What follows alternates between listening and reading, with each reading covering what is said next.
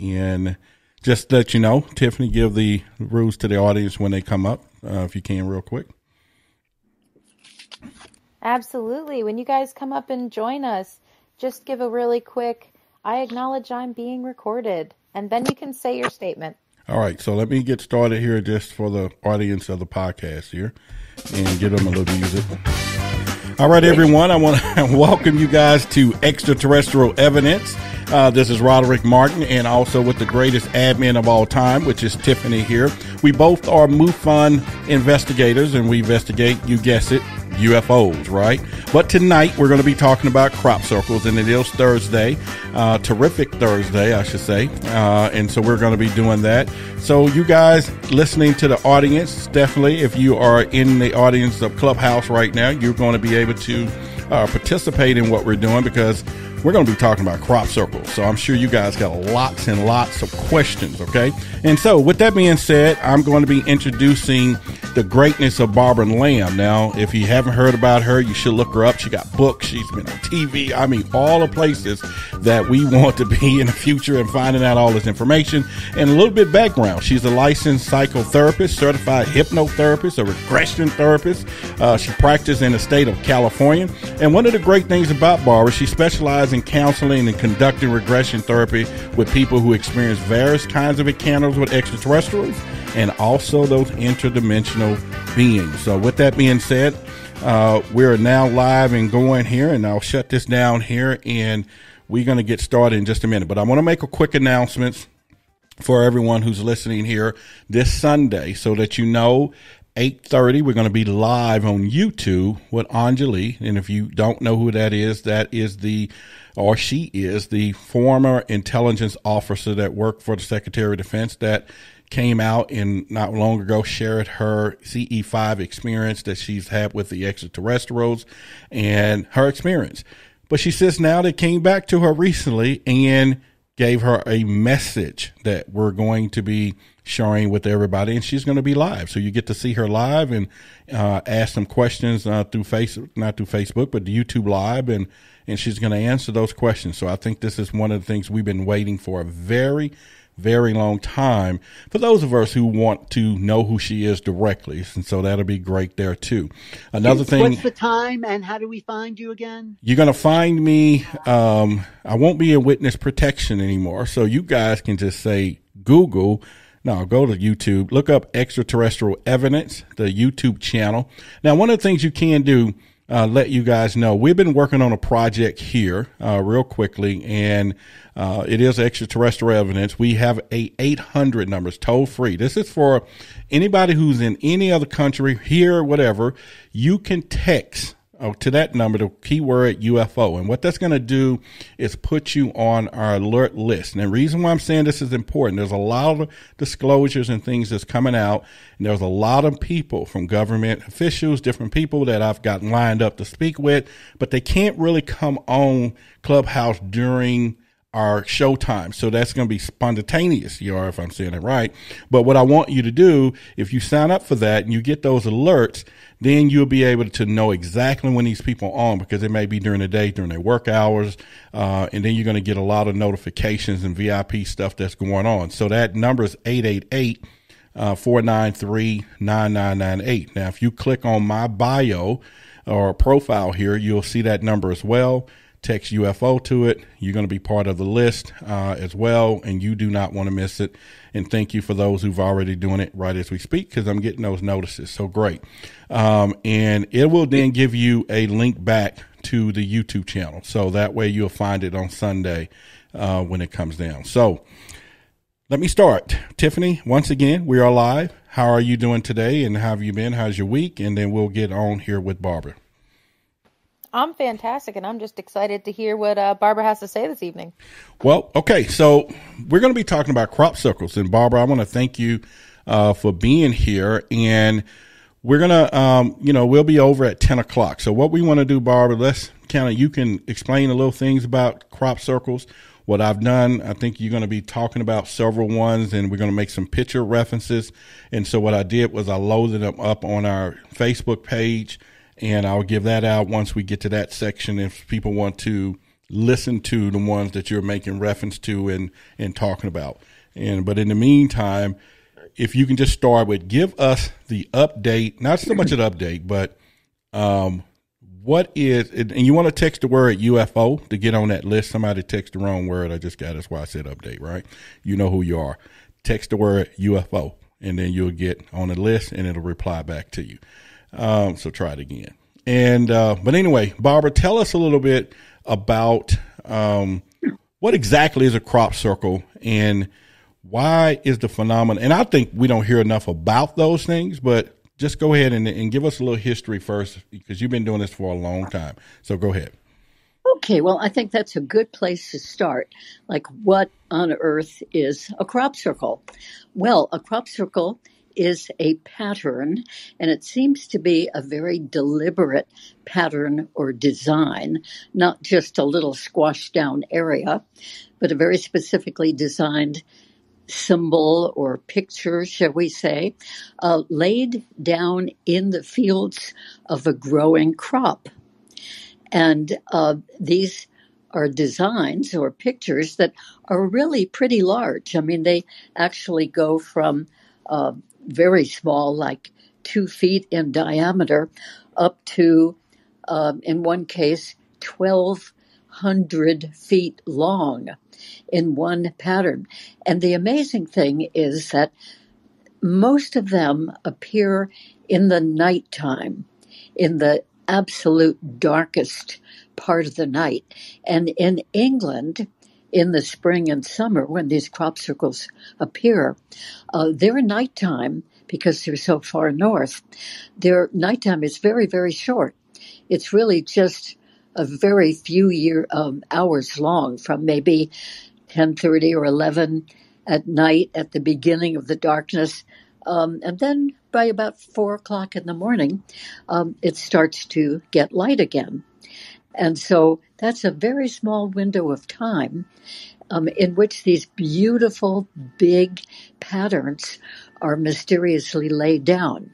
And I think that that's probably very purposeful, because whoever or whatever is laying down these patterns in the field, they probably don't want to be seen.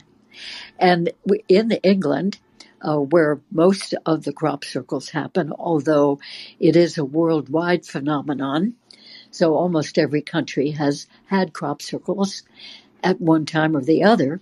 But in England, the short night happens, and then once in a great while, a crop circle will appear during the daytime. And from what we could tell, just from witnesses driving by a field and seeing that there's no crop circle there, and then returning past that field, maybe 20 minutes later or half an hour later, there suddenly is a big, perfect crop circle pattern that wasn't there 20 minutes or 30 minutes earlier. And there never seems to be a really distinct witness to these crop circles being made. And that is one of the really intriguing aspects that kind of keeps us all hooked into it, those who are really involved. So I would like to say that I became fascinated with crop circles without having heard anything of them whatsoever. Back in 1990, I was at a Whole Life Expo and looking through the catalog about which of the many, many lectures I'd like to go to while there. And I came across a little notice with a funny little picture where the speaker's picture usually is for every other lecture. And but this was a picture of a design of sort, turned out to be a crop circle. And the title of the lecture was something like Mysterious Patterns in the Fields of Britain. And immediately when I read that and saw that funny little picture, I thought, oh, we're being communicated with by beings out there. Now, that was just one of those moments you probably all have them where you get this flash of insight and you really don't know where it came from. Well, you see, I had not been doing any work that involved extraterrestrials at all at that point. So it seemed like it was something larger that was happening in me, to have this sudden flash. Oh, we're being communicated with beings who are out there in space. Well, there was at that time no evidence for that I knew of, but I was fascinated with that notion about these big patterns appearing in the fields. So I went to the lecture, and halfway through the lecture, in which there was videotape footage of crop circles in England and lots of photos, and halfway through the lecture, I found myself slapping myself on the thigh and raising my hand and deciding immediately, that's it. I'm going to England next summer to investigate this. It sounds fascinating. So sure enough, the next summer, which was 1991, I went to England for crop circles for the first time and saw and went into several of them and happened to synchronistically meet just the right researchers at the right time, right place, right time. I mean, just one thing led to the other absolutely perfectly. And I decided while there, okay, I'm in. I am just hooked. This is something I'm going to continue to be interested in. So thereafter, I went for 27 summers, every summer, to England to, again, research the crop circles, just getting more and more involved in it all the time. And then, of course, during those years, starting in 1991, that's when I also began to have people coming to me for hypnotic regressions to experiences that they had had with extraterrestrial beings. So you see, those two subjects of research, shall we say, and work went along hand in hand very nicely together. With both areas of interest just gathering tremendous momentum inside of myself and momentum with people like you, who are interested in these kinds of things. And thank goodness you are, because I think it is really worthwhile. These are subjects that can really make a difference in our lives and our whole perspective about what reality is and what it includes that we didn't know beforehand that it included. So anyway, I went to England, and after a few years of really getting my footing, shall we say, and being comfortable driving on the left side of the road, as they do, and going around the roundabouts to the left and navigating all around the countryside and learning how to find the crop circles, that sometimes is a challenge, and learning how to get into the fields, because sometimes we would have to climb through barbed wire fences or over very high gates or over the top of a barbed wire fence. And so those of us who were doing this, certainly after a while, I had to allocate certain pairs of pants as our crop circle pants because they'd be full of little holes from the barbed wire. And our skin would have its fair share of scratches too. But never mind, it was all such an adventure, so much fun. I used to consider it like a giant treasure hunt across the landscape. Because, of course, the crop circles don't all happen in the same field or even in the same area, so that they might be by car, might be an hour or two away from each other. Mostly they were in Wiltshire County in southwest England, the ones that I went to, and that's where I stayed. And then sometimes they were in Hampshire County or Sussex or Somerset County or Oxfordshire or Berkhamshire. Anyway, they're around quite a large area. And so it was always an adventure in a rented British car or van, to go tootling off and hoping that we would find the most recent crop circles. So after a few years of doing this by myself and with a friend or two, I had more and more people from this country asking if they could possibly go with me. They wanted to visit crop circles, but had no idea where to go or how to find them or where to stay or anything. So I started leading crop circle tours. And I did that for quite a number of years, which was a great adventure for us all. The largest group that I ever took was 18 people. And the reason for capping it at that number was because if I had taken a larger group, I would have had to hire a bus, like a school bus size vehicle. And I didn't want to do that. So I would take these vans and then have a friend drive a second van so that 18 or actually with us drivers, 19 of us going. I also didn't want to take huge groups into every restaurant for every meal or even a big busload of people into any one crop circle. It's sort of offensive. I felt there was a group from France that would come along some of those summers in a huge bus. And maybe about 40 or 50 people would suddenly get off that bus and tromp into the fields, walking toward the crop circle and then filling up the crop circle. And it was really pretty obnoxious for the rest of us who were trying to meditate in the crop circle or lie down or have a nap or measure the energies in various ways and, just have a really peaceful time. So anyway, those were great adventures.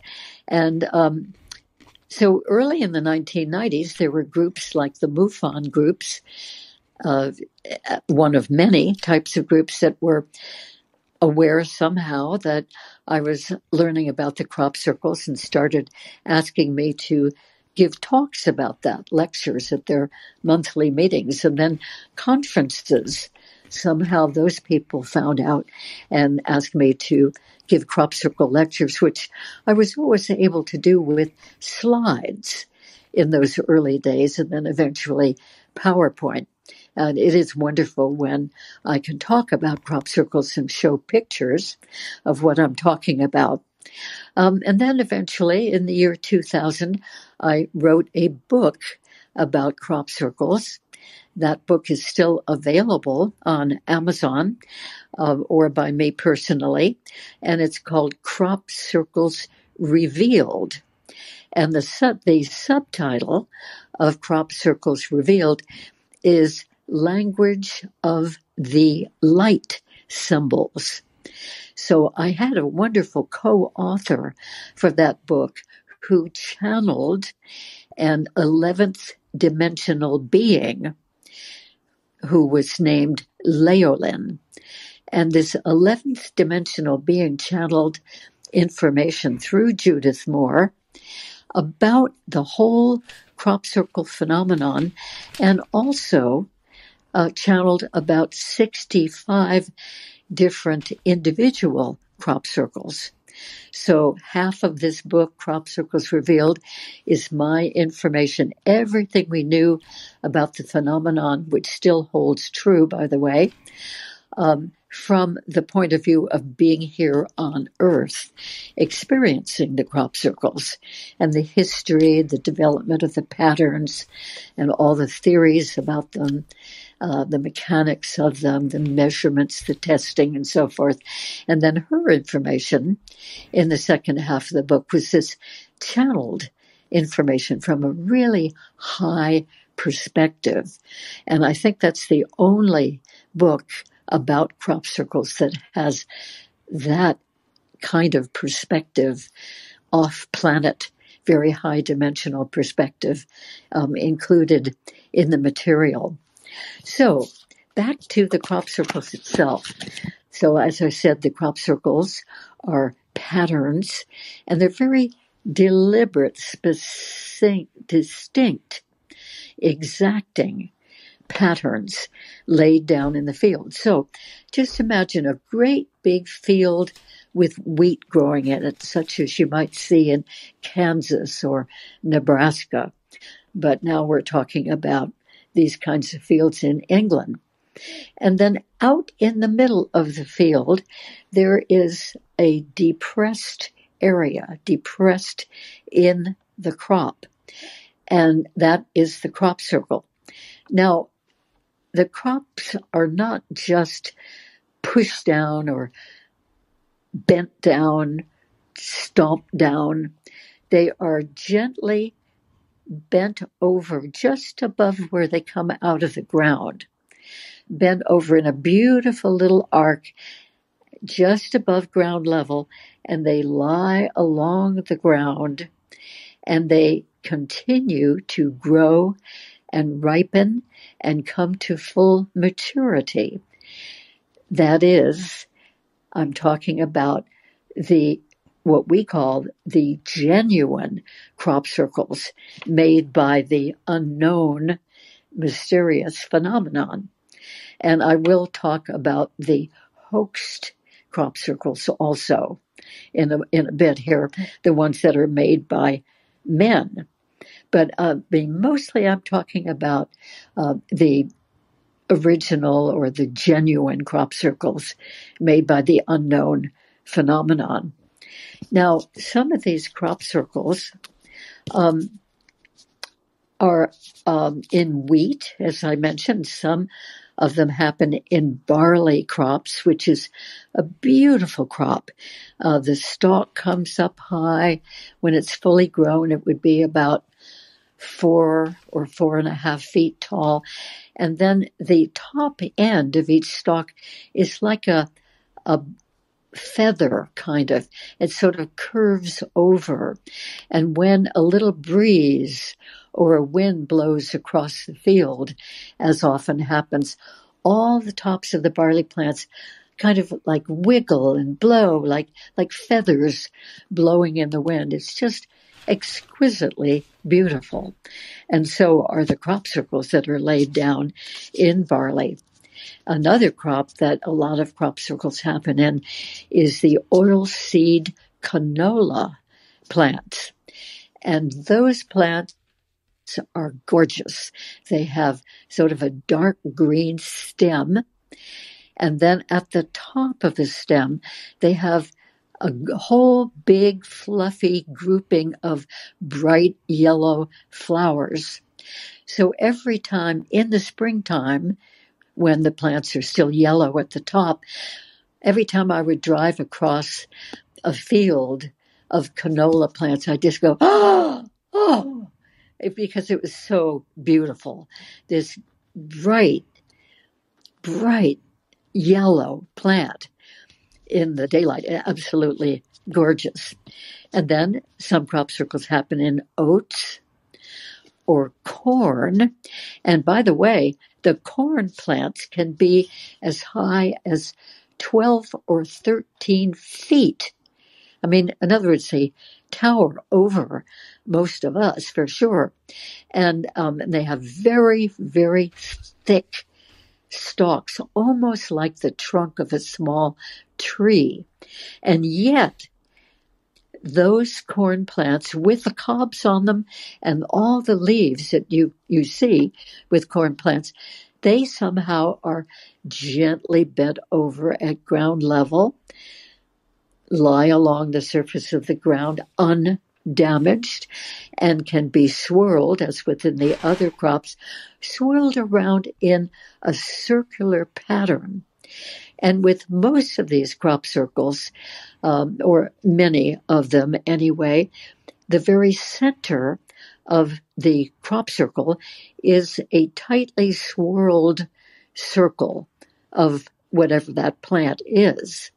And some of them get more elaborate, like there can be a braiding of the crops going around in a circle. And there can be little nests and sculptures made of the wheat with the rest of the pattern just laid down very smoothly around it. I mean, I'll tell you, over the years, these things became more and more elaborate with more and more features in them. And sometimes my friends and I would go in and see a new feature like 3-foot tall sculptures mysteriously made of the wheat or whatever the crop was, right in the middle of or anywhere in a crop circle with the laid down plants. I mean, we would just gasp and, of course, get out our cameras and photograph like mad. So crop circles can also happen in soy plants, particularly when they happen in the Midwest of the United States, where they grow a lot of these shorter soy plants. And crop circles have been known, especially in France, in a couple of cases, to grow or to be laid down in spinach plants. And one summer, only in England, a beautiful crop circle, which was a series of circles joined together in kind of a graceful curve. That field was full of red poppies. So we always referred to that. The poppies crop circle. Absolutely, incredibly gorgeous. So that meant that even the plants that had been laid down and swirled into this pattern of circles, that meant that the poppy plants were laid down too, of course, or the poppy flowers laid down in the poppy plants. And so, but even then, having been laid down, they were not crushed or squashed or flattened. In other words, what I'm suggesting is that whatever this force is that makes crop circles, that lays down these plants, it is so effective in doing that every single plant in that pattern is laid down equally and gently, beautifully, no damage happening to those plants at all. And I will just add the contrast to the man-made, the hoax crop circles. Those plants are bent over near ground level, but they are stomped or pushed down with a man's foot on a board. Therefore, those plants break where they come out of the ground, and therefore they lose their connection with their own roots. So those plants immediately die. And if you go into a crop circle that has been man-made, even the next day, those plants, all the ones that have been laid down in the crop circle, they just kind of look flat, dull. They're not living. They're dead. And of course, there's no more growing or developing of those plants at all. And there is no energy. So energy is a really, really important component of this phenomenon, because in the genuine ones made by the unknown force, a lot of energy is added to those crop circles, presumably in the making of the crop circle. And that energy can last for weeks or months or years. Now, I say years because there have been a couple of British men who've done an experiment. They made absolutely correct notation of the location within a field, the location of the crop circle in a particular field. And then the next season, they went in, the crop circle was gone, but they went into the same location in that field and measured the energies, and the energies were still there. Now, this experiment went on with one Englishman for 8 consecutive years.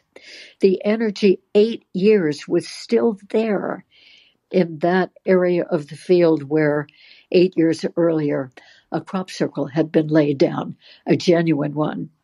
So we know there is a lot of energy there applied to the crop circle as it is being made, and it does last a long time, probably lasts longer than 8 years, but at least I know that that particular man did 8 years of research on this.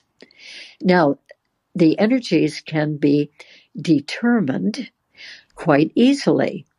Some people can just go in and they just kind of hold their hands out in front of them and they feel the energy coming into the palms of their hands. And some people are so sensitive that they can just feel that energy throughout their whole body. And it's not quite like anything else that they remember feeling in any other situation. It seems to be specific, this energy, to each crop circle. Now, there are machines that sometimes people take in, handheld devices like magnetometers and electrostatic voltmeters and microwave detectors. And those instruments measure the energy. And so anybody using such an instrument will take a measurement in that field outside of the crop circle. They'll get what the normal reading for a crop energy is. And then with that device, they'll go into the crop circle and watch the dial go up to higher and higher numbers, registering that there is a different and higher amount of energy in that crop circle. Now, some of us, my friends in particular, liked using a pendulum, and they go through the field or through the tractor track, which they call a tram line, leading through the field into the crop circle. And that pendulum would just stay pointing down and basically not move at all.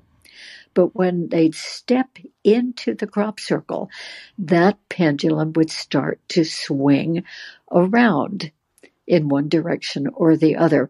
And when they would get to the swirled center, or whatever was the most energized part of that crop circle, that pendulum would swing around wildly.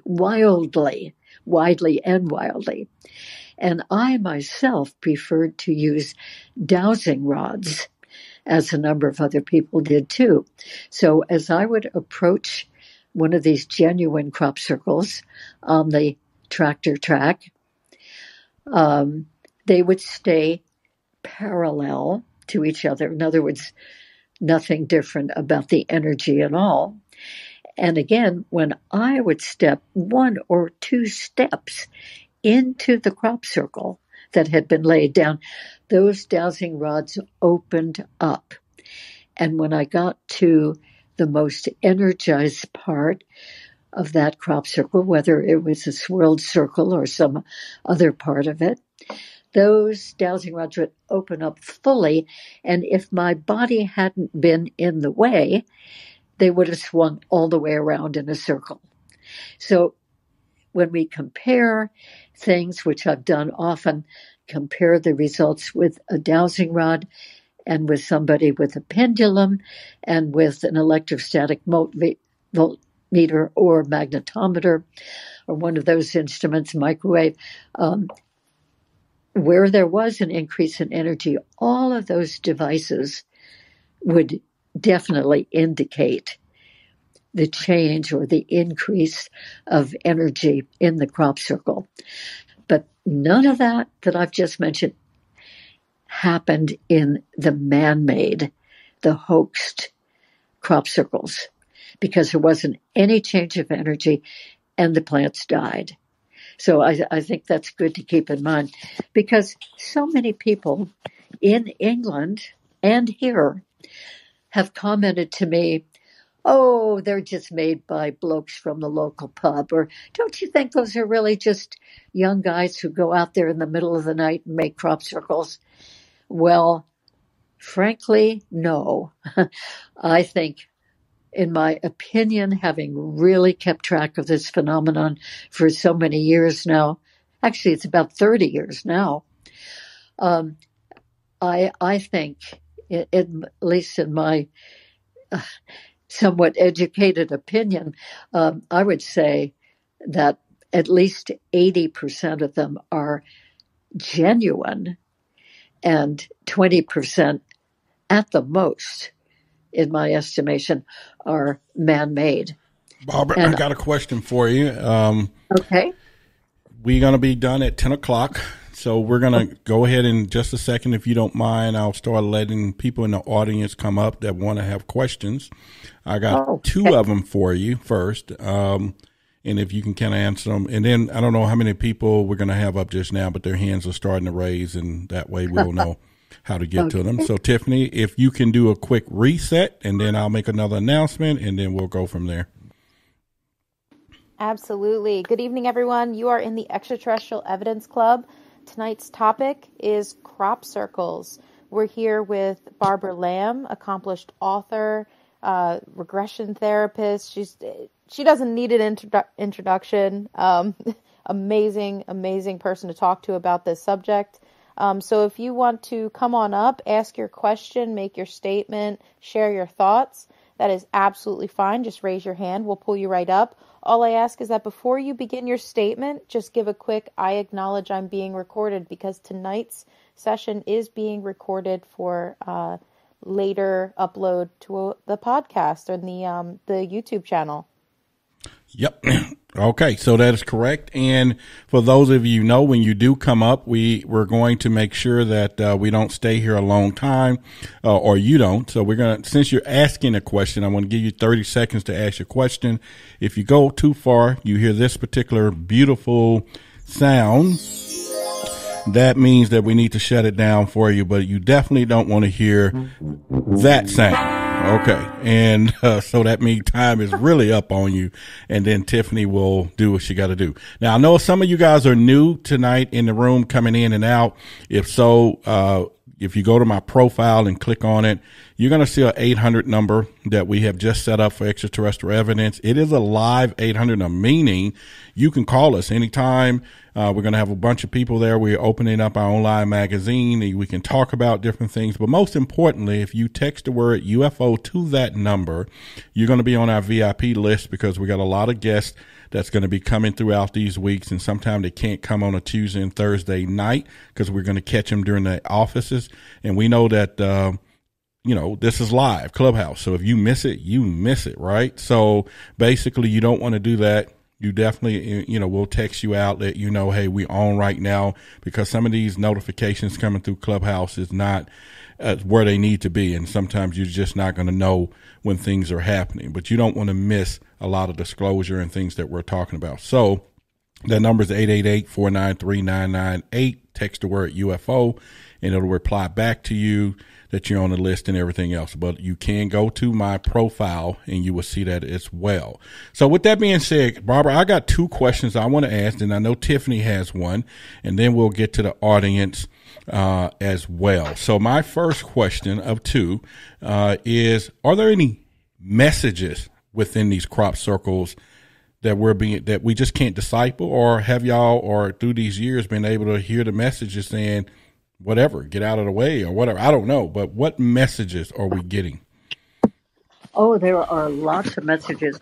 For instance, these crop circles very often have a symbol. They look like a symbol, a very well-designed symbol. And some of those symbols we actually even recognize. Like there may be some religious symbols sometimes. Over the years have been several variations of the Christian cross. And there have also been symbols like the Kabbalah tree of life symbol. +1917805. Symbol like the menorah candle arrangement, even with a little oil lamp. And another year there were two crop circles fairly near each other in one field. One seemed to represent the mind, the logical left brain part of the mind. It looked like a perfectly structured grid pattern. And then the one next to it looked more like the right brain, the intuitive, and it was in the shape of a heart. So we thought, isn't that nice? And then, of course, over the years, there were several different renditions of the Chinese mandala, the yin-yang symbol, mandala form. And then there have been crop circles that certainly seem to show the wormholes, like the wormholes through space and spinning vortexes. All kinds of symbols and lots of different geometries. In fact, there's one researcher in England who every year after the crops were harvested and the crop circle therefore was not really seen anymore, that man spent the next 8 months or so studying the geometries of the crop circles. Some of them were really complex geometries, making beautiful, beautiful patterns.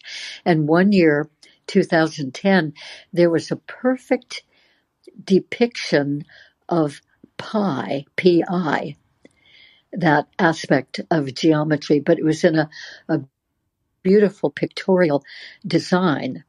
And then we've had fractal geometries in a number of different crop circles. And what I had not realized was there not only was what is called the Julia set fractal geometry, but fractals come in many, many different geometric shapes. And when I'm able to give a lecture and show pictures, I show about 8 or 10 different designs that were made with fractal geometry. But of course, it's more difficult to just talk about it and not to show you. So we've had Julia sets, patterns, and we had one pattern that was a triple Julia.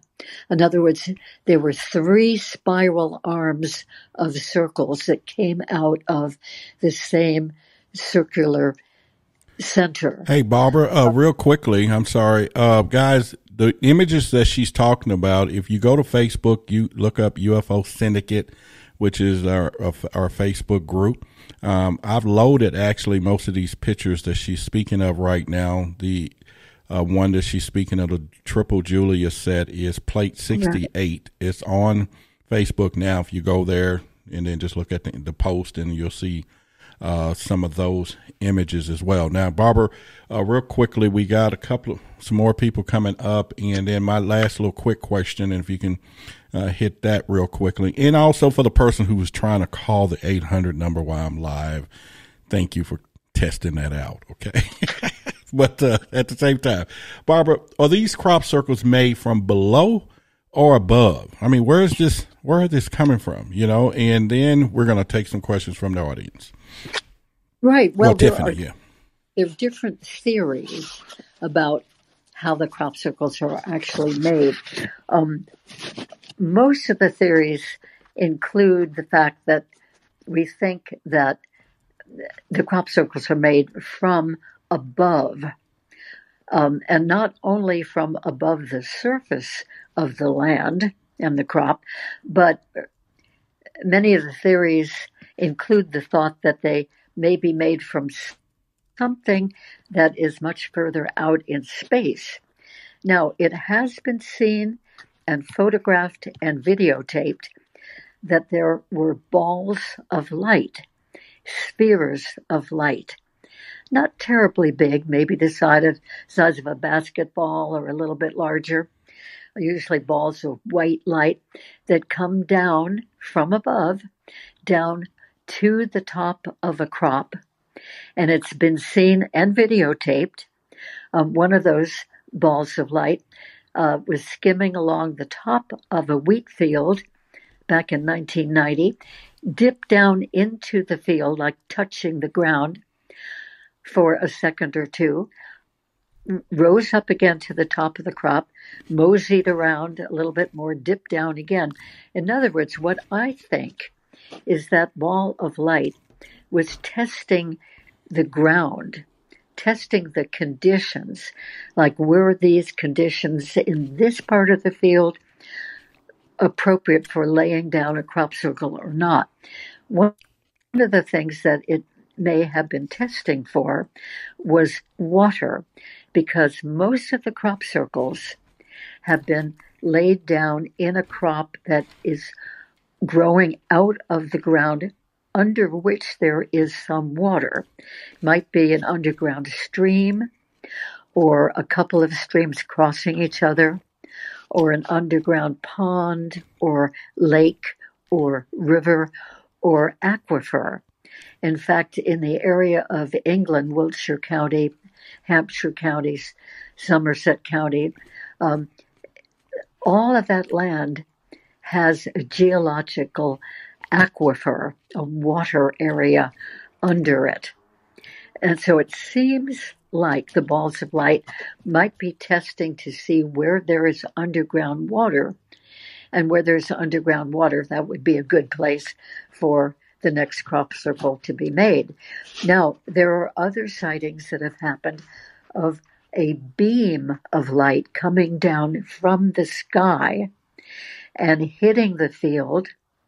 Now, when this has been seen in the middle of the night by somebody happening to drive by that field, they can't see what the beam of light is doing when it gets to the field. But if the person drives by that same field the next day, in the daylight, they see that there is a new crop circle there. And one man even saw a beam of light coming down from a silver disc-shaped craft, not terribly high up in the sky. He could see it clearly. And that beam came down and he could watch it as he was riding along the edge of the field in his bicycle. He could watch it swirling down the crop and laying down a crop circle. Now, a couple of people have seen what they described as an invisible wind blowing across a field and stopping at a certain point in the field, and then they could see that the crop was being swirled around and laid down into a crop circle. So there's an American biophysicist, he's no longer with us, but Dr. Levengood in Michigan, he studied the plants from crop circles in England, also from crop circles in the U.S., and compared them with plants outside of those same crop circles. He came down with a theory years ago of an energy plasma vortex coming down through our upper atmosphere down to the field, this swirling plasma vortex, and that, he thought, was laying down the plants. Now, a number of years later, this same Dr. Levengood determined that somehow the plants were being pulled downward from under the surface of the soil. So we really still don't know for sure. But one of the other theories is that crop circles are laid down by sound, by a change of frequency. And some people have thought they come from some sort of beam technology, from a craft up there in the sky. And maybe all of the above make crop circles. Wow, that's amazing too. Just to hear all of that.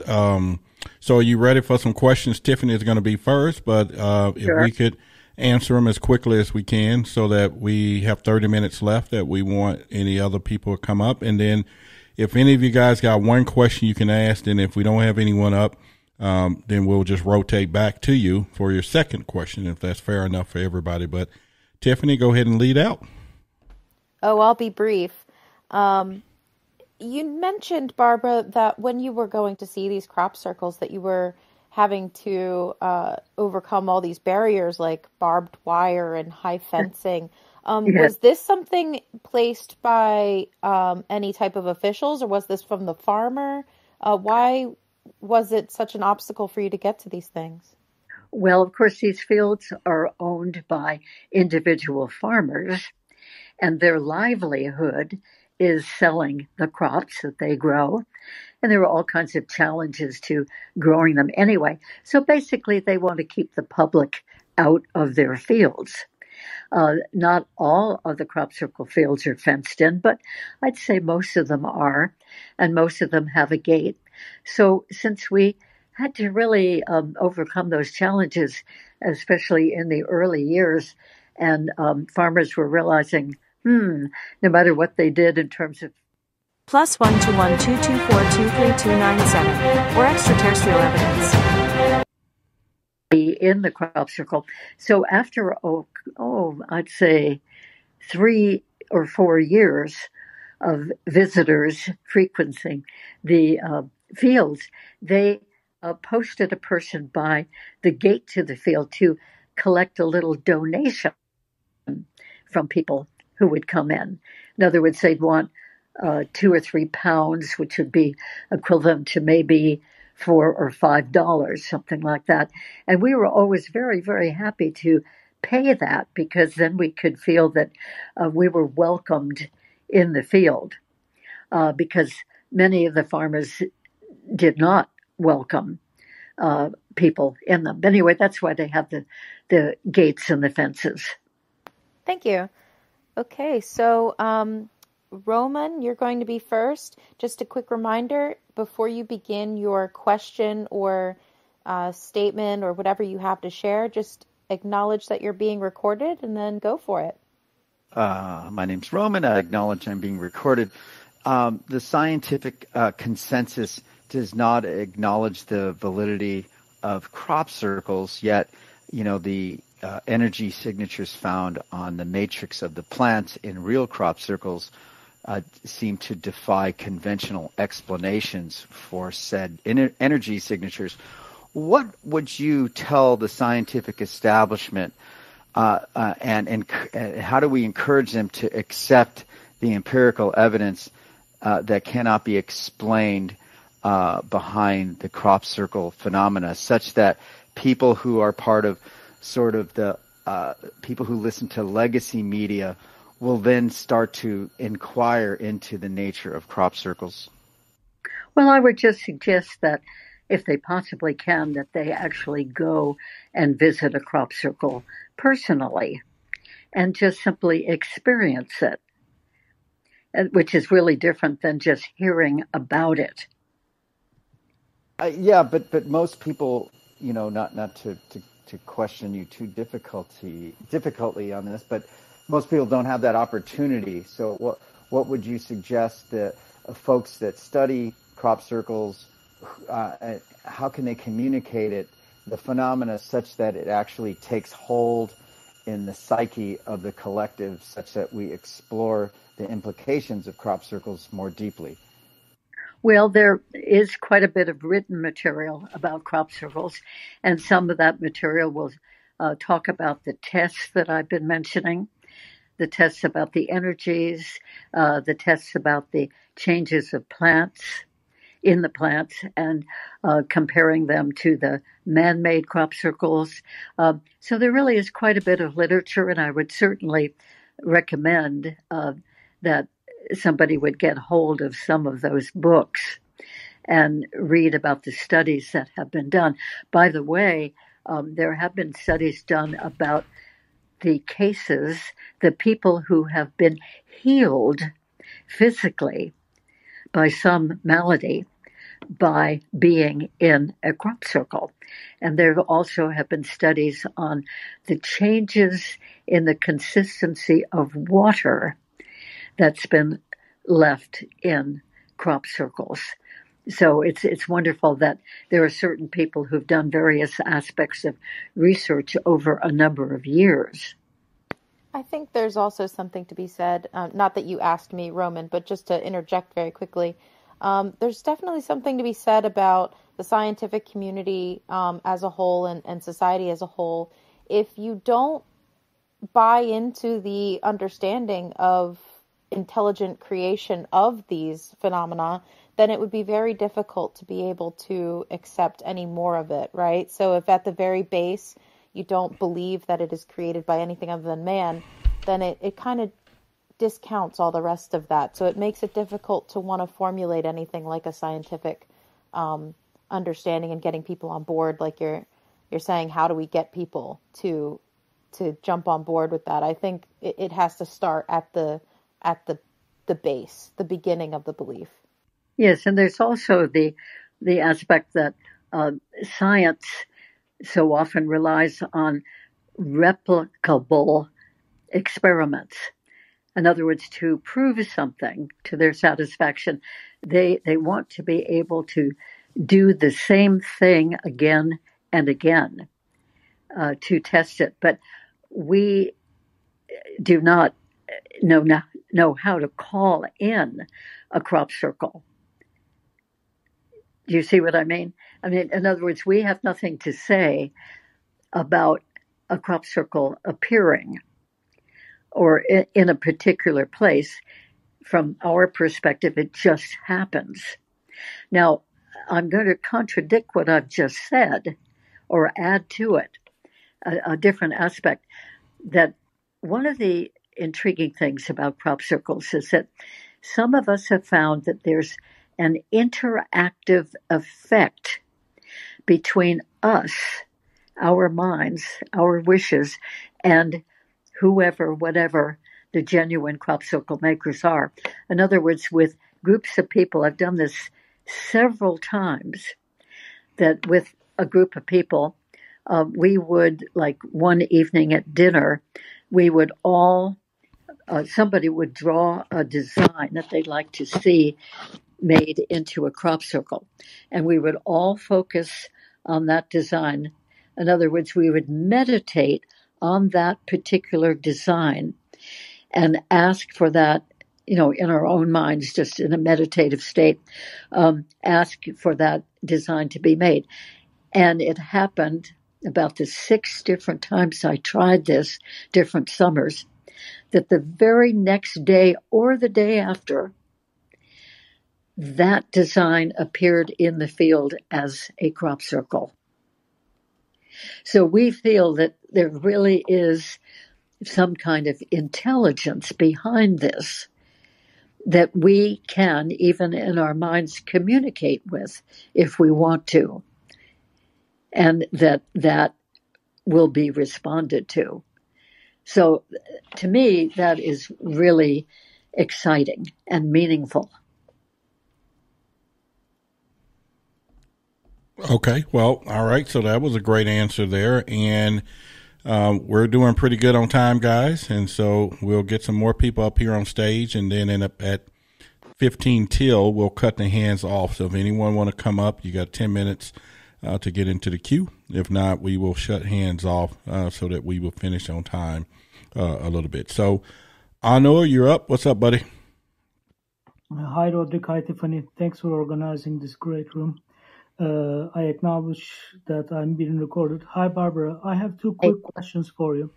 Since you mentioned the underground water under crop circles, it kind of reminded me of pyramids, because if you look at the pyramids all over the world, Mayan, Bosnian, Giza, there are underground water canals.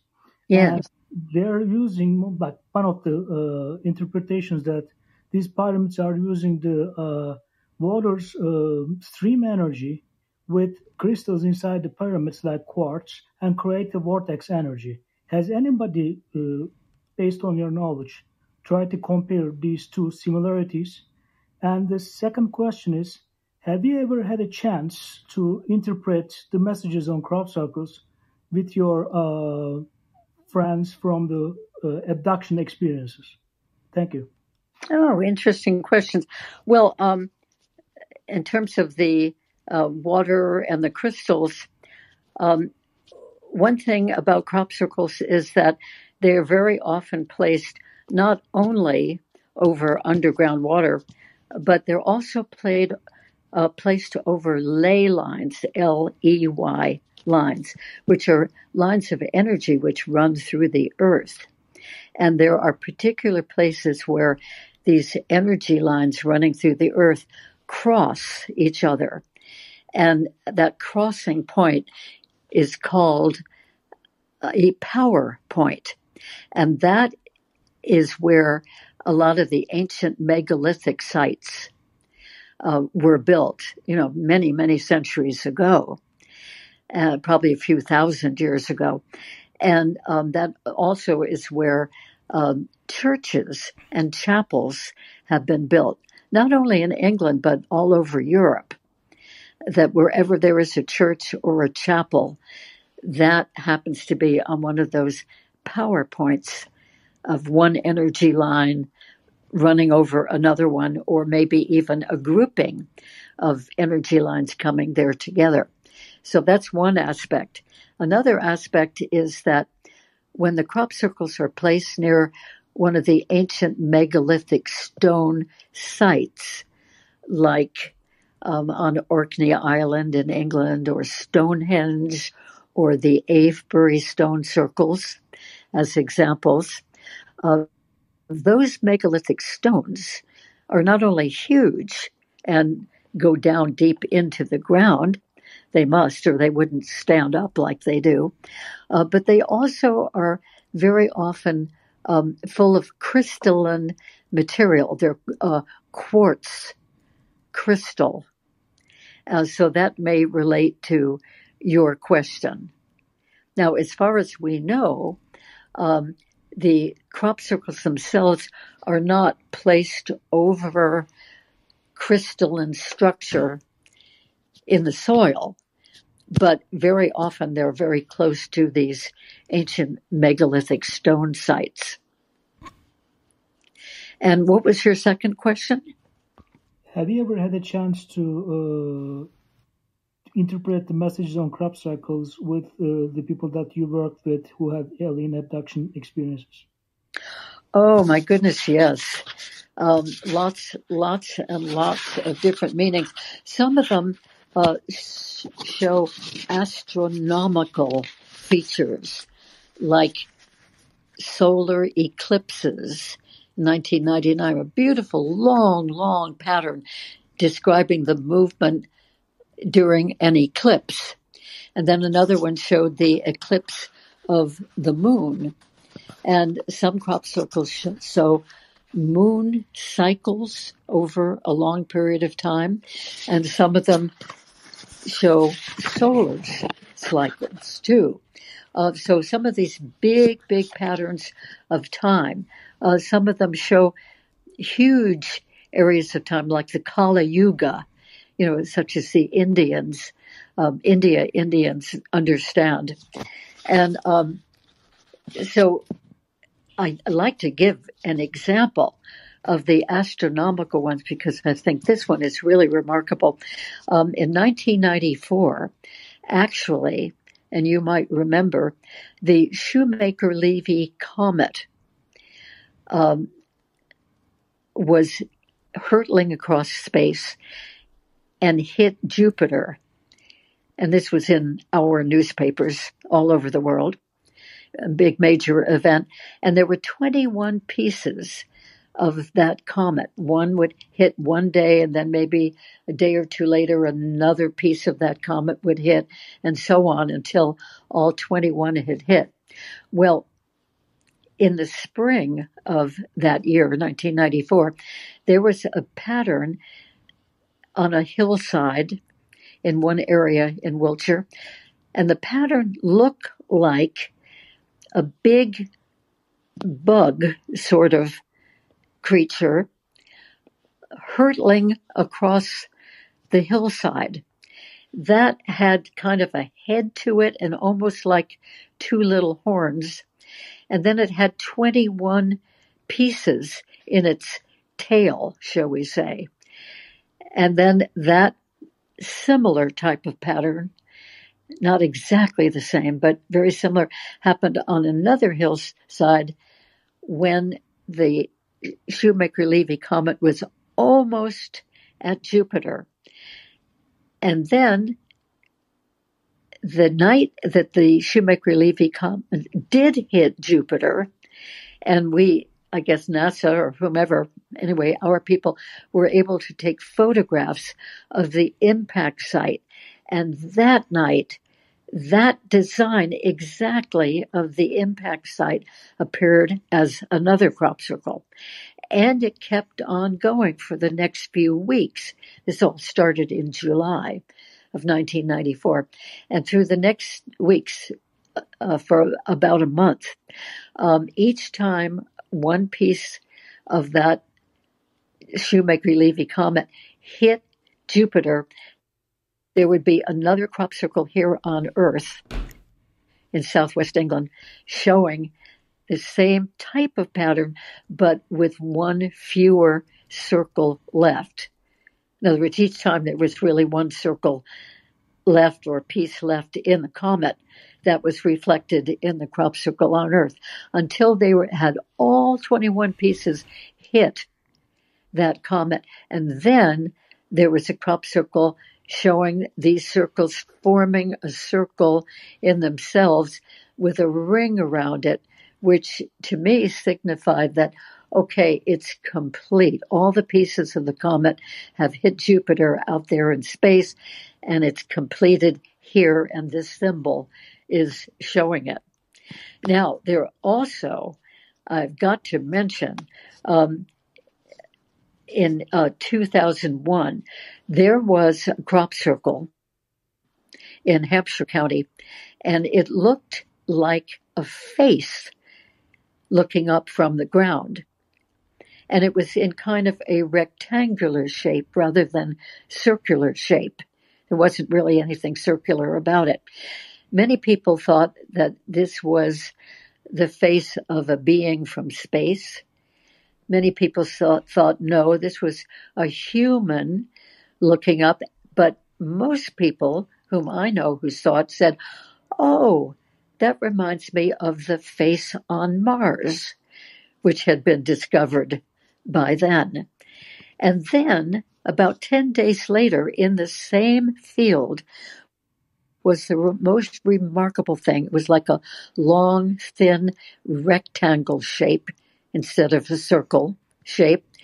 And it looked identical to the glyph that we sent out from the Arecibo, Puerto Rico radio telescope in 1974. You might remember Frank Drake.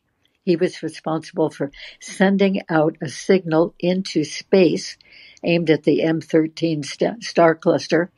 And that glyph had all kinds of information about us humans. Like it had symbols for our chemical constituency, our mineral consistency, our DNA, the shape of us with a small head and a larger, taller body, our distance from the sun or our relation to the sun, our population, and our transmission system. Now, in 2001, in this field I have just mentioned, a glyph that looked just like that, except for some very, very minor features which seemed to be deliberate. Anyway, this looked like a response sent back to us in a crop circle, a response to our 1974 glyph that we sent out into space. So they told about Their chemical constituency was a little bit different than ours. Their mineral consistency, a little bit different than ours. Their DNA symbol, they had an extra strand of DNA in addition to what we have. We just showed 2 major strands, and it showed a figure for their population and their relationship to 2 suns, and a figure representing what they looked like, which was a much shorter figure with a much bigger head in relation to a smaller body, and then their transmission system, which was different than ours. And their transmission system, we recognized, was exactly like a crop circle that had been made in that same field the previous year, but we didn't realize it. Anyway, that was a remarkable thing that happened. And then in 2002, there was an astonishing crop circle, again, not a circle shape, but a rectangular shape, like a portrait in a picture frame. And that showed a head that looked like the standard representation that we tend to see of an alien head, an extraterrestrial head. Wider at the top, smaller at the chin, big, big eyes, tiny little nostrils, tiny little slit for the mouth. So a very recognizable, what we would call an alien head. And that crop circle, that design was like he was holding a disc of information, like a CD or DVD, and that had an ASCII code pattern in it. Wow. And the pattern was decoded by those who understand ASCII code. And the message basically was, beware of lies and false promises. We abhor deceit. Not much time remaining. Conduit closing. But there is hope. Now that message really made an impact on a lot of us. Who is lying to us? What are the false promises? What is the deceit?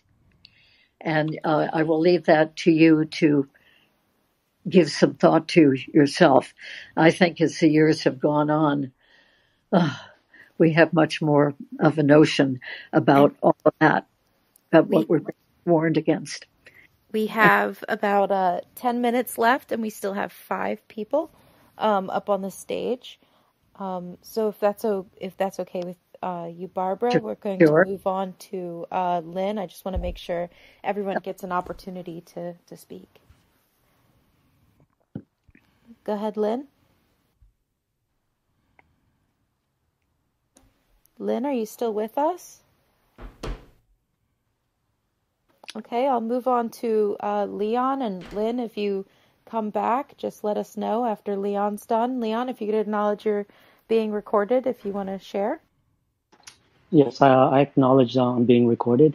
I have 3 questions to ask Barbara. The first one is, have you spoken to a being or spoken to a hybrid being and asked why are they creating the crop circles and what's their intention? My second question is, are they communicating with other beings by creating these crop circles? And the third question is, are they staking this as their property, or, there's a certain region? Is that why they're creating these crop circles? That's my questions. Thanks. Wonderful questions. And I may forget the order of these, but I don't think that, this is only a guess, because we don't really know from them. But it seems like they are trying to communicate with humanity more than probably communicate with other species or with each other. It seems like they're giving us a wake-up call. My sense is that they're trying to get us to be interested in this and get us to ask questions like you all are doing, which is wonderful. Getting us to think, gee, could there be other life out there in space? Could other life, if it exists, can it possibly come to Earth and leave some sort of indication that they have been here? And in other words, I think it's kind of like piquing our curiosity to wonder more about reality, wonder about space, wonder about them, whether they do exist. Many people think they don't. Some of us are learning very much that they do, but that's certainly not the whole population. Now, that was one of your questions. What, remind me please of the other?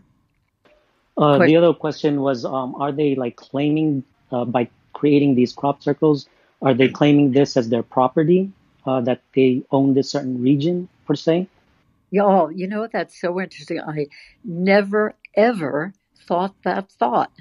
That's a whole new consideration. I don't think so. No, I think it is a very gentle, benign, lovely way for them to say, hey, humans, guess what? You're not the only ones in this universe, that many of us exist, and we're coming here leaving a calling card for you to wonder about and for you to look into. I think it's much more that sort of thing. And then there are theories also that they're helping the Earth by adding this energy in the crop circles to the Earth. And some people I know feel that one of the functions is that the crop circles are helping to sort of awaken the special energies and the special meanings of the ancient sacred sites, such as the sites with the magnificent standing stones. Now, I don't think it has anything to do with their wanting to take over or marking their property. But I can see why you would ask that. That's a very interesting thought. And I think you had a third question too. Yeah, my other question was, have you spoken to any beings or hybrid beings and asked why are they creating these crop circles and what's their intention? Not specifically, but I have talked to and known and wrote a book about some of the hybrids who are living peacefully and wonderfully here on Earth. And so they have not received information about the crop circles from the extraterrestrials that they have a lot of contact with. So as far as I know, we have never been given a real direct, shall we say, face-to-face message from extraterrestrials about the crop circles. And that's part of the intrigue. They want us to think about it, to ask questions, to wonder, to figure it out, rather than just giving us all the answers. Lynn, I think I saw you pop back in. Are you available? Yes, I'm available. Thank you. Yes. And I do know that I am being recorded. Barbara, this is amazing. It's all very new information for me. But very, very, not that I don't believe it. It's just that the details are marvelous to absorb. Very early in the call, you mentioned something about a being from the 11th dimension. Yes. In passing. I'd really like to know more about this being and what they might have told you, what kind of information they might have given you. Well, the being, Leolin, is not physical because that's a very high dimension, way above the physical dimension that we are living in currently in these lifetimes. So it's an intelligence, a consciousness that does not have a physical body, but is a very knowledgeable mind, a knowledgeable consciousness. And from that dimension, they can look at the third dimension and see so many things about it that we don't see because we're all involved in it.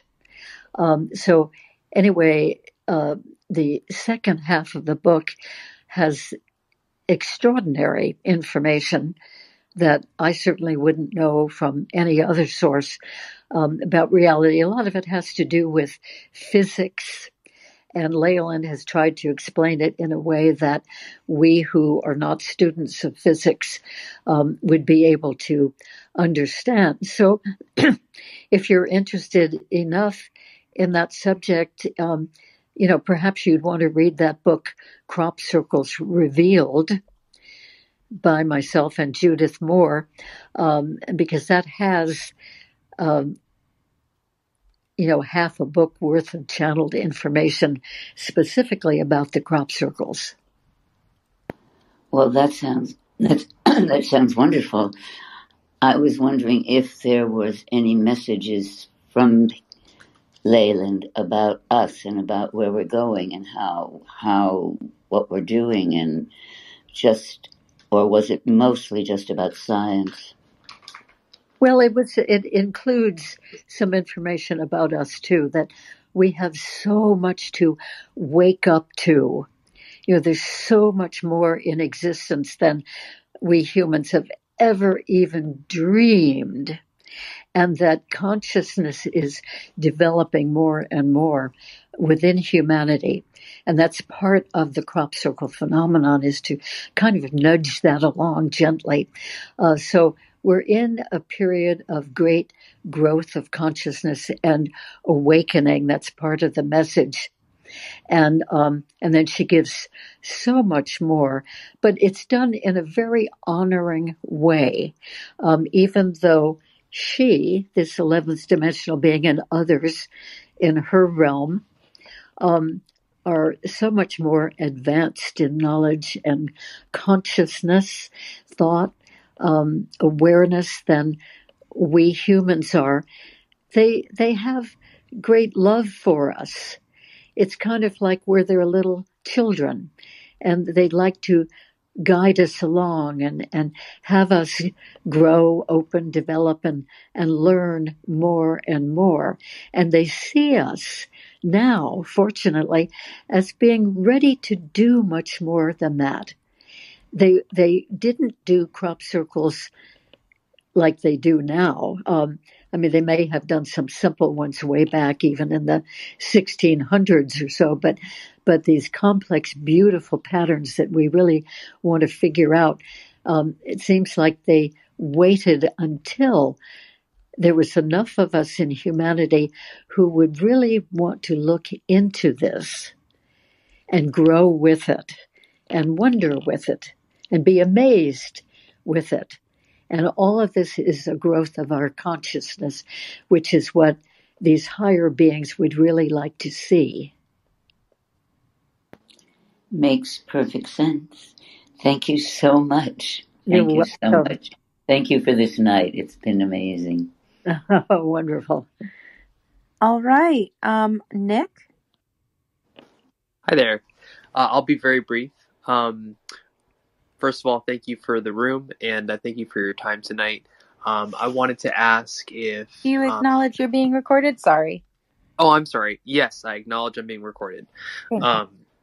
So, of the multiple experiences you've had checking out these crop circles, you've mentioned the heightened energies and stuff like that have been present. Are there any messages that you feel you intuited in these meditations you've done out there? I know there's a lot of the questions have been relating to messages from them, but specifically in the presence of being there. Because sometimes, when you're in a certain location, especially in a location that has high energetic properties, sometimes you just intuit messages that just happen. So anyway, point is, anything you've intuited in those places that you would like to share, I'd be very curious to hear. Yes, it did happen to me personally once in a while. For instance, I was in a crop circle and lying down in it, And I just sort of asked the question in my own mind, okay, what does this symbol represent? And immediately the thought, it seemed like an answer to that question, came into my mind, simply saying solar flares, solar flares. Watch out for solar flares. And then later on in that day, when I got to somewhere where I could see the picture, the photograph of that particular crop circle taken from an airplane or a helicopter, in other words, see the whole pattern, which you can't see when you're in it. It's too big. And then you're down at ground level, of course. But when I saw the airplane picture, it was perfect for solar flares. It was a circle with an inner ring laid down, and then it had these curved shapes, curved pathways from the inner circle to the out circle. They like little flares going out from the center circle to the outer ring, all around the circle. It looked like a series of solar flares. So from that, it was interesting because it was after that, it was during the next year that we began to hear more news, or at least I was aware of hearing more news than I ever had before about the danger of solar flares coming to Earth and shutting down our grids and our electrical systems and so forth. So this crop circle happened just before, maybe a few months before there was a lot of attention being paid to solar flares here on Earth. So that's one example that comes to mind. There were others too, where I'd be in a crop circle, not having seen the overhead picture of it yet, and I would have an insight about it, and then it turned out that fit whatever I had learned about it later. There are probably people who are even more intuitively tuned in who had that sort of thing happen even more than I did. It's very possible. That's amazing, though. Thank you so much for sharing. That's awesome. You're welcome. All right. Vinny? Yes, hey, I do acknowledge that I am being recorded, and like to say good evening to everybody that's in the room, especially to Barbara. My main question for Barbara is, when these crop circles appear, do each crop circle represent I'm trying to put the words together. Do they represent some type of extraterrestrial life from a different galaxy, or does it represent, let's say they're from planet, example XYZ, and their solar system, or how we say their galaxy is known for, let's say E equals MC squared. Do every crop circle represent different types of extraterrestrial beings? Well, what a great question. I think that it seems like different crop circles might be coming from different intelligences. There are sort of different style series in some of the crop circles, which indicate that they might come from different groups. But I have not been able to connect one style or one type of crop circle with a particular species of extraterrestrial beings.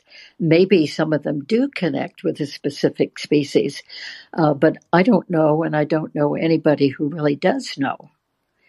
But what a great thought. That could be the case, that different ones come from different civilizations out there.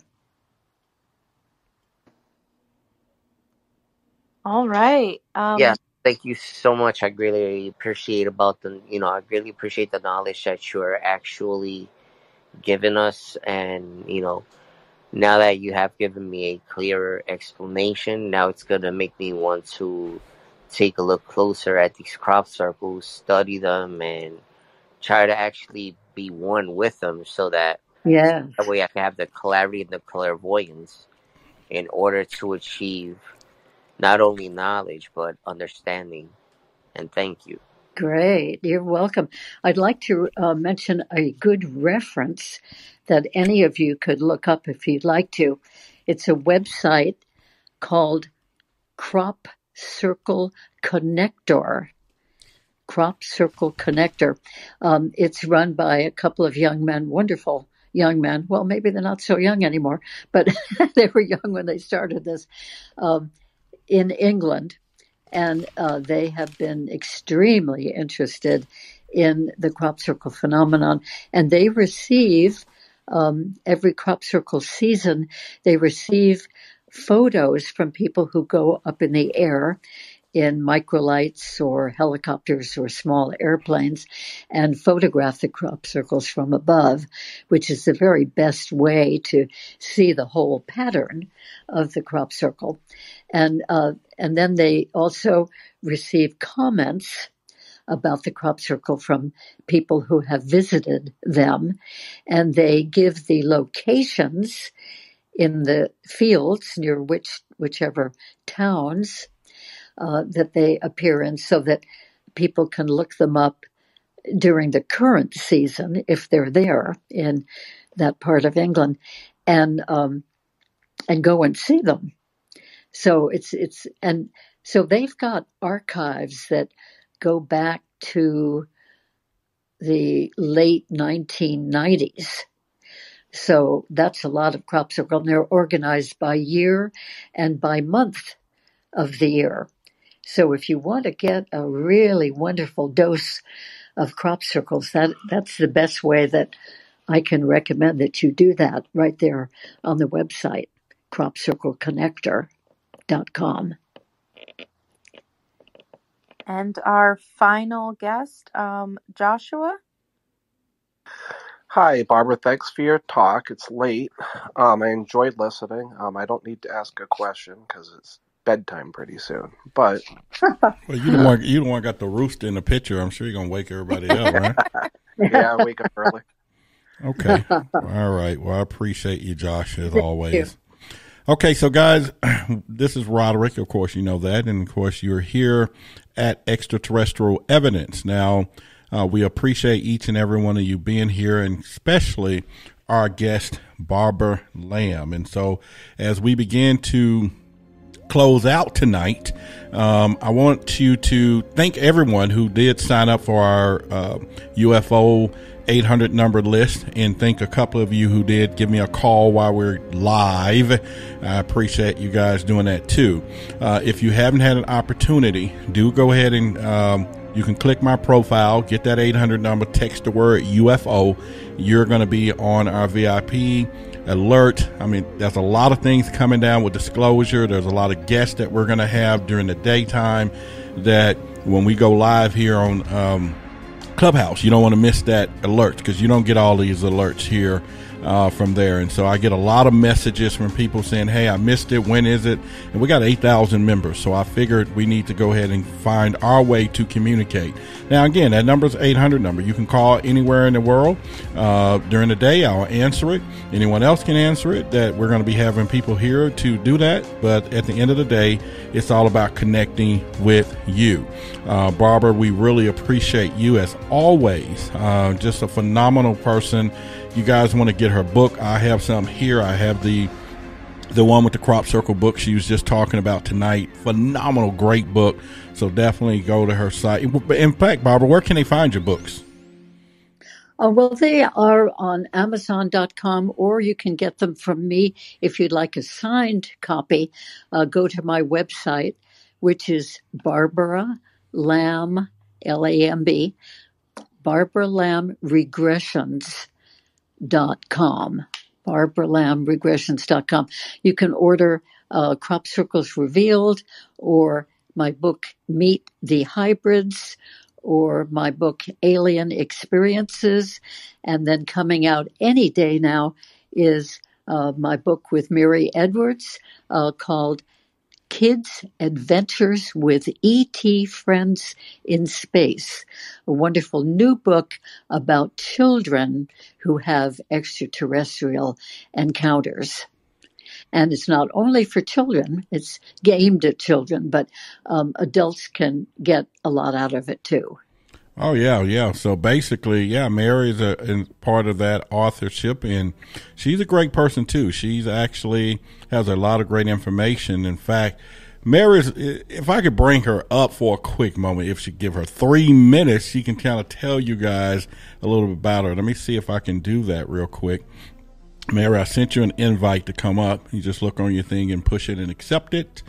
And you could come up front if you can see it there. If not, we'll get her on here one of these days as a guest to talk about her life with her hybrid children that she has as well. And so she has a great story there as well. So with that being said, I did try to send an invite, so she might. Oh, there she is. Okay. So Mary, go ahead and if you don't mind, just real quickly, just tell us a little bit about you. And you and Barbara written this book, and we'll get you back, but go ahead and just share with people your background, and if you can do that in less than 4 or 5 minutes, because I know you got a lot to tell. Go ahead.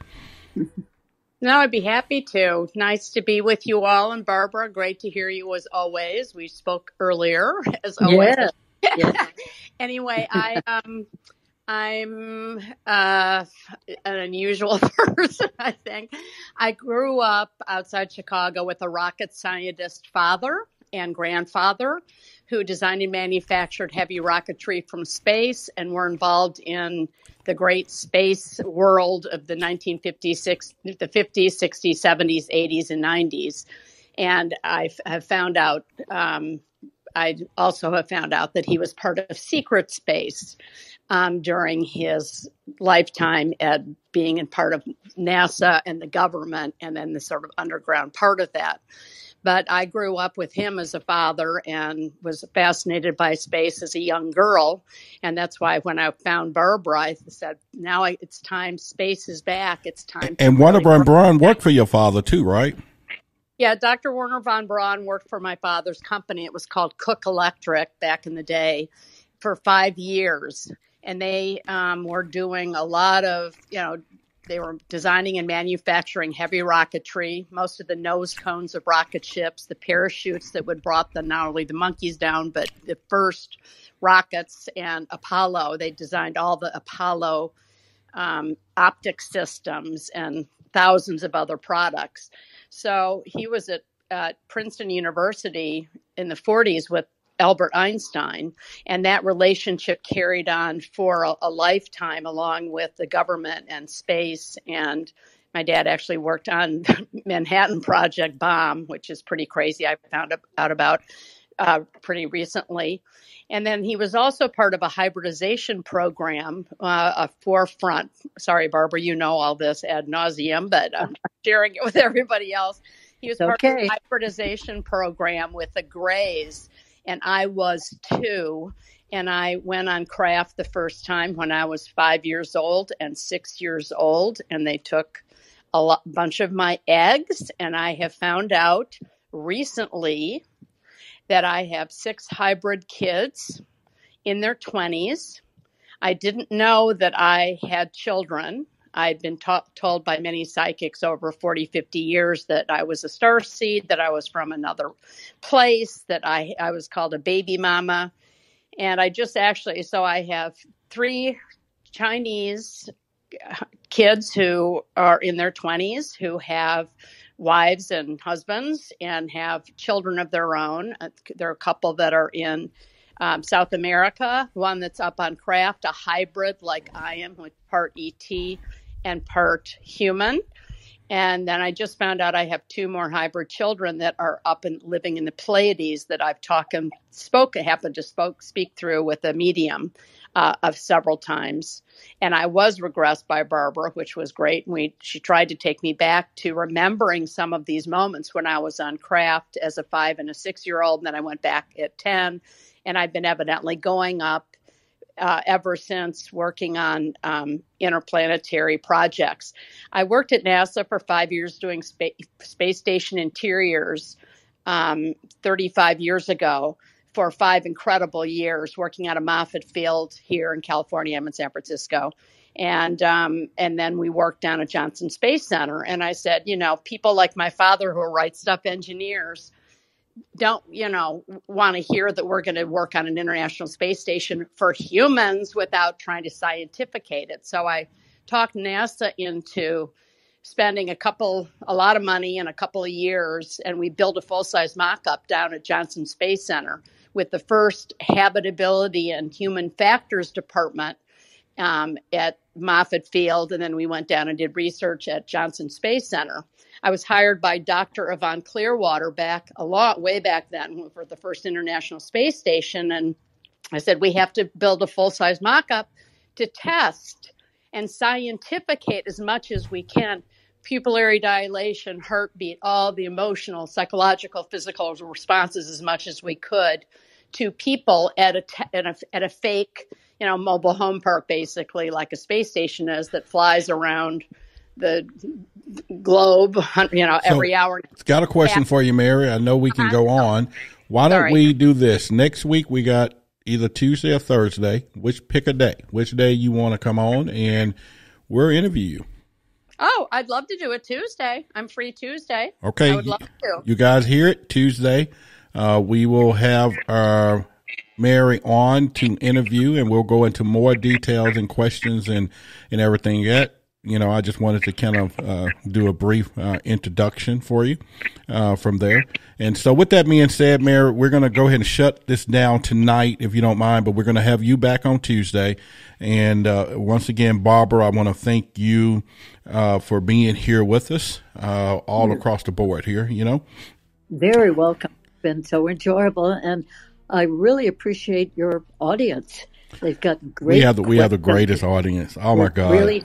Really thinking, inquiring people, and that's wonderful. Yes, this group, this club, I think Extraterrestrial Evidence is really, it's not just, although I may have been the one that found it, I'm not the one that makes it. I mean, it's everybody out there, the questions, the participation, and everything else. And so our goal is to make this the place where people are comfortable sharing their experiences, no ridicule, this is it. You know, we don't allow anyone to bash or do anything because, you know, we all are here to understand what is happening to the phenomenon out there. And so I'm just really excited about that. And, of course, to my right is Tiffany, who does an awesome job here as an admin from there. And now, like I said, you guys have a way to contact us directly. And please, in the future, don't call while I'm up here talking. We got about 10 of them tonight. I think they were just they were just testing the water, right? So I started to answer and just put them in here and blow them right up in this call because, you know, I can do it on the switchboard. So I was like, nah, I'm not going to do that. But anyway, all of you, it's been a plum, pleasing pleasure and a privilege serving you tonight. I'm Roderick Martin. And as I always tell you guys, you know, Clubhouse is 24/7, 12, 365 plus OT. The problem is you can't stay here. We got to go. All right, guys, we'll talk to you on Tuesday with Mary. So y'all guys come back. Good night.